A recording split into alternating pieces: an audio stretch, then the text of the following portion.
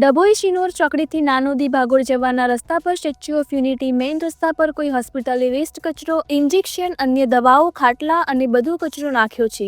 શું ડભોઈ નગરપાલિકા અને આરોગ્ય તંત્ર આ હોસ્પિટલ પર કોઈ પગલાં લેશે કે પછી આવી જ લોલમલોલ ચાલતી રહેશે?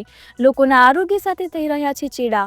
શિનોર ચોકડી નાનોદી ભાગોળ જવાના રસ્તે વન વિભાગની કચેરી પાસે બાયોમેડિકલ વેસ્ટ જેમાં ગાદલા, તકિયા વગેરે બાયોમેડિકલ વેસ્ટનો જથ્થો રોડની સાઈડ ઉપર ડભોઈની હોસ્પિટલના સંચાલક દ્વારા નાખી દેવામાં આવ્યો છે, જેમાં આજુબાજુની સોસાયટીઓના રહીશો આરોગ્યને હાનિકારક પહોંચે તેમ જણાય છે. રિપોર્ટર ફઝલ રજાક ખત્રી.